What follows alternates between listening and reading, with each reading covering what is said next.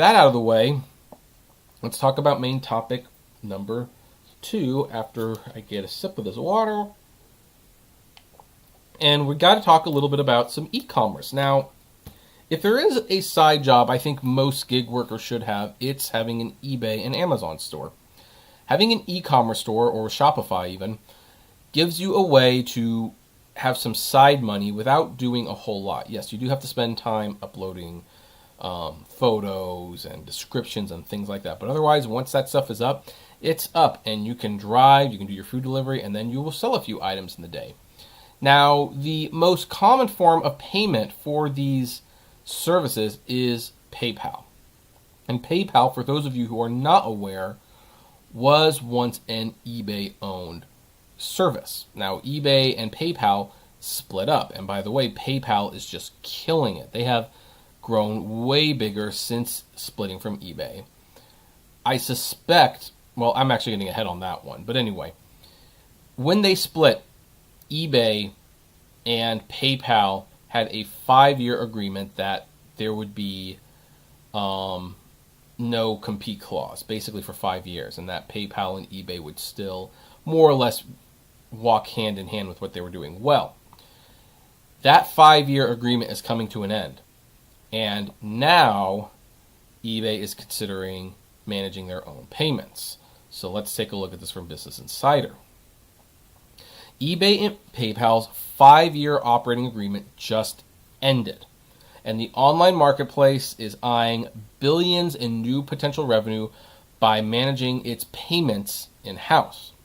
eBay acquired PayPal in 2002 from Elon Musk, by the way, fun little fact, and spun it off in 2015.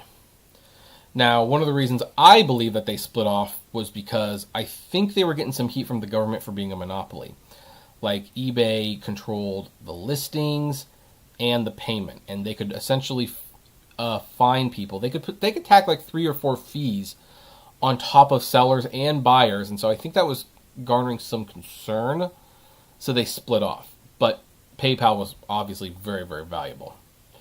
Let's see here. While the two companies have since operated separately from eBay's perspective, not much change. PayPal processed all of eBay's payments until 2018, when eBay started testing a small portion of its payments in-house with processing partner Adyen.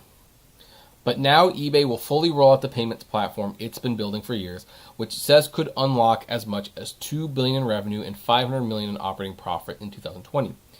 eBay's total revenue in 2019 was over $10 billion. Now, payments is so fundamental to a commerce experience, Alyssa Cutright, VP of Global Payments at eBay, told Business Insider. By having control of that, it gives us much more flexibility in how we continue to enrich the buying and seller experience, she added. Cutright joined eBay in 2016 to build out the company's payments infrastructure. Prior to joining the marketplace, she spent much of her career in payments working at PayPal, Plastic, and Square, which I like Square personally. While PayPal will still be a payment option on eBay, it will no longer earn revenue from processing eBay's transactions. To be sure, PayPal will have more freedom to pursue new business as well. Under the operating agreement, PayPal was required to give the marketplace better pricing than a handful of companies eBay considered competitors as part of a favored nations clause. So, here's what's strange to me. I don't know why this is becoming an issue at eBay.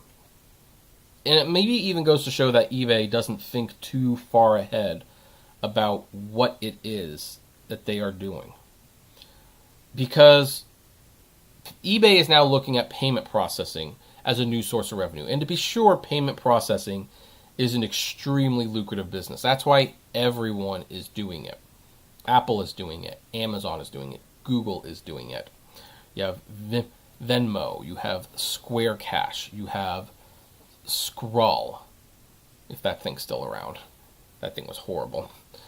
But, you know, it's a very lucrative business. Here's the thing that's strange. eBay was already in this business when they owned PayPal.